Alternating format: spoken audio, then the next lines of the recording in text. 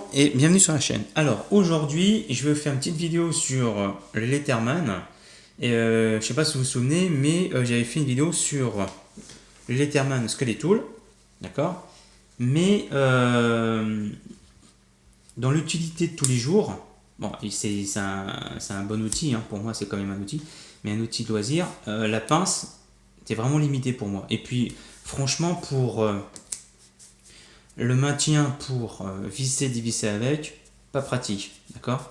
Même si on peut, voilà, c'est pas, franchement, bon, c'est bien quand même, hein, faut pas dire le contraire, mais ça se tient plus comme un stylo que, voilà, pour visser, dévisser, c'est pas très confortable. Donc j'ai opté pour un autre Letterman parce que je me suis renseigné un peu ce qu'il y avait. J'étais sur le site et j'ai pris un Letterman Crunch. Allez voir, pour ceux qui ne connaissent pas. Alors dedans, hein, pareil, une housse, un mode d'emploi. Voilà. Donc la housse, j'ai l'impression que c'est du plastique. C'est du Sky. Je crois que c'est du Sky, c'est pas du... En même temps, j'y connais rien, donc voilà, c'est peut-être du cuir, j'en sais rien du tout. Non, ça a l'air d'être du Sky, c'est voilà, une sorte de imitation cuir. Pourquoi pas. Ouais, bon, peu importe, c'est pas ça le plus important. Ce qui m'intéresse, moi, c'est l'outil Letterman Crunch. Regardez, Letterman Crunch. Ça, pour moi, c'est un véritable outil. Je vais vous montrer pourquoi et vous expliquer pourquoi, vous allez voir. Un couteau, passe-partout, un vrai. Après, voilà, ça dépend des besoins de chacun. Alors, Letterman Crunch, voilà, il est là. Et dessus, sa particularité, c'est sa pince. C'est une pince étau. Ça veut dire quoi? Je ne sais pas, pour ceux qui le savent, une pince étau, c'est une pince qui permet de bloquer et de maintenir la pièce sans tenir le manche. Je vous montre, je fais un petit exemple. Voilà. Je le démonte. J'ouvre ici. Bon, il est neuf, donc forcément, oui, c'est un peu dur. Tac. Voilà. Je le bloque. D'accord. Et ici, vous avez une vis de réglage. Voilà. Je vous montre ça tout de suite. Alors attendez, je vais mettre ça là comme ça. Et si vous avez besoin de bloquer une pièce, et vis étau, ça sert surtout, souvent on en a l'utilité quand on fait de la soudure à l'arc et tout ça. Voilà. Et ben, je vais le desserrer pour en serrer un peu plus quand même. Tac. Voilà. Voilà. Il tient les pièces. D'accord. Donc là, c'est un exemple, hein, c'est juste un embout. Donc, vous voyez un peu là-dessus, là. Voilà. Ça veut dire aussi que je peux le lâcher, le tenir à une seule main, et la pièce ne va pas tomber, d'accord, par rapport aux autres. Et ça peut aussi aider à desserrer des boulons, à exemple, voilà. Hein, à avoir plus de force pour desserrer des pièces grippées, par exemple. Bon, c'est un peu petit, mais bon. Tenir ensemble des plaques de tôle fines. Alors ça n'aura pas la même puissance et la force que d'une pince étau traditionnelle, mais en tant qu'outil de tous les jours, ça sert. Et franchement, moi je trouve ça génial. Mais il n'y a pas que ça. Il y a aussi autre chose qui est super.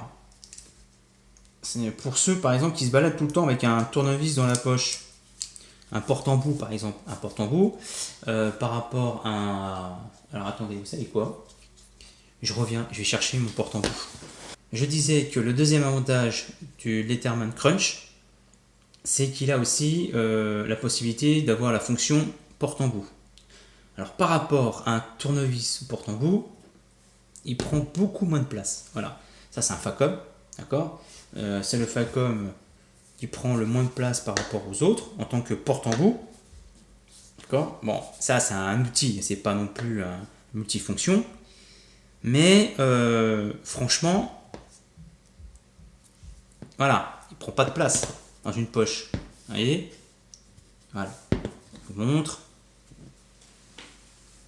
C'est beaucoup plus gros que celui-ci. C'est juste ça. Donc ça, vous pouvez l'avoir dans la poche tous les jours. Il est beaucoup moins lourd, voilà, que celui-ci. Après, je fais une petite comparaison, mais c'est deux domaines différents. Ça c'est du loisir, ça c'est de l'outil professionnel. Bon, voilà.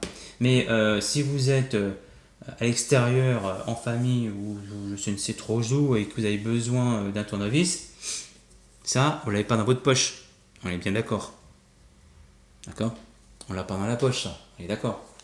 Donc, même si c'est, moi j'adore ce porte-embout, mais je peux pas me mettre ça dans ma poche de mon pantalon tous les jours, quoi. D'accord? Voilà. Donc, celui-ci, derrière, il a une petite vis. D'accord? L'avantage de ça, c'est que derrière, ici, on a un endroit, enfin, on a un emplacement, pas un endroit, un emplacement, pour mettre des embouts. D'accord? Comme ça. Sauf que au début, manque de jugeote, c'est que j'avais mis, voilà, des petits embouts comme ça. Voilà. Et j'avais fait ça. Je me suis dit, mince, c'est pas pratique quand même. C'est limite, hein. Donc, je me suis dit, bah tiens, je vais mettre des porte-embouts de tournevis. Voilà. Comme celui-ci. Voilà. Et l'avantage avec celui-ci, enfin l'avantage, c'est que là, il est aimanté. Voilà, ça maintient. Voilà, un peu les vis, tout ça et tout, ça sert. Et en même temps, si vous voulez une rallonge beaucoup plus longue, j'ai essayé, hein, j'ai testé. Pourquoi pas? Voilà, c'est un peu extrême, mais voilà. Et franchement, je vous dis, hein, c'est ça résiste bien, quoi. Non, franchement, ouais. Voilà. Bon, là, je pars dans l'extrême, mais une sacrée rallonge quand même. Et après, c'est une question d'imagination, d'idées, tout ça, quoi. Voilà. Parce que Letterman vend aussi des porte-embouts, comme celui-ci, voilà, qui est fait pour tous les Letterman. Sauf que, ben, c'est pas aimanté. Vous voyez? Il n'y a rien dessus. Il n'y a rien du tout. Que celui-ci, truc traditionnel de chez nous, c'est aimanté. Voilà. Voilà. Là aussi c'est pareil, c'est aimanté. Celui-là, non, rien du tout. Et ça pour nous c'est important. Bon, ensuite dessus, qu'est-ce qu'il y a d'autre? Et ben, il y a une radiation, voilà, qui fait à peu près 6 cm, 6 cm et demi, non 7 cm à peu près. Voilà. Ça, c'est d'être une gradation peut-être anglaise, j'en sais rien du tout. Qu'est-ce qu'il y a dessus? Après, ben, il y a un coupe-fil qui est ici. Le coupe-fil se trouve ici, d'accord, sur le côté. Ensuite, je vous rénumère tout ça. Il y a une lime, voilà, sur le côté, une lime à métaux, ça peut servir. Alors, par contre, étant donné que c'est, voilà, t'as pas su. Voilà. Après,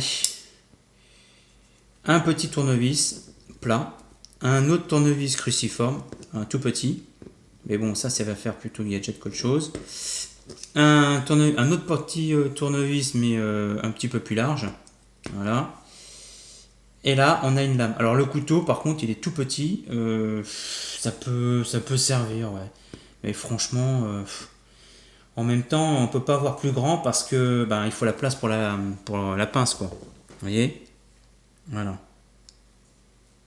Voilà. C'est vraiment petit, hein. Mais bon, on peut pas tout avoir. Mais bon, pour moi, c'est Franchement, c'est correct, hein. Pour moi, c'est bien. Voilà. Donc voilà,